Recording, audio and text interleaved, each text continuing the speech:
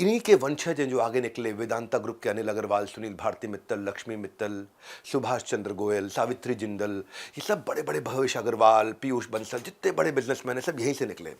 ये थे महाराजा अग्रसेन जिन्होंने अपने टाइम पे situational leadership, hoshin kanri, first mover advantage, inventory management, skill will matrix, economies of scope, succession planning, बहुत कुछ सिखाया। मतलब आज अगर महाराजा अग्रसेन को समझो ना, उसके बाद एमबीए करने की जरूरत नहीं है। एग्जाम्पल ये है कि जब अपने 18 गोत्र, 18 संतान, 18 राज्य एक तरह से जब बनाने जा रहे थे, तो उस समय 18वें के बाद में इनको एक घोड़े की बलि देनी थी।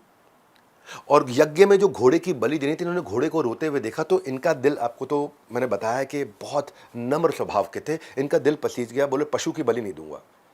तो ऋषि मुनियों ने कहा यज्ञ पूरा नहीं होगा। बोले ना हो पूरा, लेकिन यज्ञ में मैं बलि नहीं दूंगा। इन्होंने घोड़े की बलि मना करके बोल दिया कि हमारे वंशज जितने भी हैं सबके सब वेजिटेरियन रहेंगे। और घोड़े की बलि नहीं दी इन्होंने, हिंसा की बलि। बोले हिंसा बंद कर दो, और यज्ञ समाप्ति के लिए मैं नया नियम लेके आऊंगा, नारियल फोड़ेंगे, किसी जानवर की हत्या नहीं करेंगे। नारियल फोड़ना यहां से शुरू हुआ था और बलि प्रथा रुक गई। अब रुक गई तो वहां पे कई ऐसे भी बिजनेसमैन हो सकते थे जो इसी प्रकार का बिजनेस करते। उनमें से एक आदमी इनके पास रोता हुआ आया, बोला मेरे भूखे मरने की नौबत आ गई महाराज। बोला क्या हुआ, क्या समस्या? बोला मैं भैंस बकरी को मार के, गाय को मार के उसका मांस बेचा करता था, आपने बंद करा दिया। अब राज्य में सारे वेजिटेरियन हो गए, अब मैं क्या करूं? सबने मांस खाना बंद कर दिया, व्यापार मेरा रुक गया। महाराजा अग्रसेन, मैं बताया ना बिजनेस कोच, कहते निराश मत हो, टेंशन क्यों लेते हो? इसको बोलते हैं अडॉप्शन कर्व। मार्केट में कंज्यूमर बिहेवियर बदल गया है। उन्होंने कहा मांस क्यों बेचते हो तुम? गाय है, बकरी है, मत काटो। बोलो नहीं काटूंगा तो क्या करूंगा? बोलो उसका दूध निकालो, दूध बेचो। बोलो associated line of product build करो, दूध से घी बनाओ, मक्खन बनाओ, पनीर बनाओ, दही बनाओ, लस्सी बनाओ, छाछ बनाओ। इतनी एसोसिएटेड लाइन ऑफ प्रोडक्ट जिसको बोलते हैं रिलेटेड प्रोडक्ट, कनेक्टेड प्रोडक्ट और कॉम्प्लीमेंट्री प्रोडक्ट। अभी तो खाली मांस काट के बेच रहे थे, अब इतनी आइटम बेच सकते हो। तो जैसे ही बेचना शुरू किया उसको समझाया कि इसको बोलते हैं adoption of the life cycle. आपको लोगों के चेंज ऑफ बिहेवियर के हिसाब से अपने प्रोडक्ट लाइन को बिल्ड करना चाहिए। हाँ, तो आप बन जाओगे इनोवेटर, अर्ली अडॉप्टर। और अर्ली मेजॉरिटी में, क्योंकि आप पहला बिजनेस ये करने वाले हो, इतनी सारी एसोसिएटेड लाइन ऑफ प्रोडक्ट के साथ, देखते ही देखते उस आदमी का व्यापार इतना बढ़ गया, उससे मैनेज करना मुश्किल हो गया।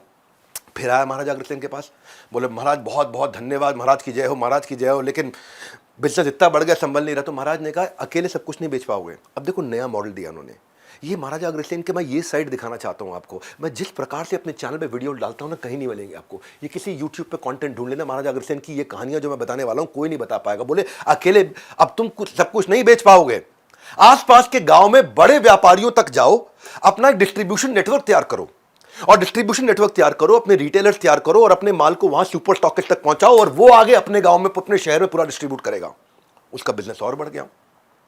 बोले अब जो तुम कर रहे हो इसको बोलते हैं इकोनॉमीज ऑफ स्कोप। बोले इकोनॉमीज ऑफ स्कोप क्या होता है? आप सेम वेयरहाउस को यूटिलाइज कर रहे हो similar type of different product बनाने में। मतलब आपको दही के लिए अलग फैक्ट्री, दूध के लिए अलग फैक्ट्री, छाछ के लिए अलग फैक्ट्री नहीं लगानी है। जैसे एक जूता बनाने वाला है, वो जूता पहले मम्मी पापा के बनाता था, लेकिन उसी जूता बनाने की फैक्ट्री में उसने बच्चों को भी बनाना शुरू कर दिया। तो क्या किया? वही इक्विपमेंट यूज करे, वही सप्लाई यूज करी, वही स्टोरेज यूज करी, वही डिस्ट्रीब्यूशन चैनल यूज किया, लेकिन नया लाइन ऑफ प्रोडक्ट बना दिया, रेवेन्यू बढ़ गया। वो बड़ा हैरान हुआ यार।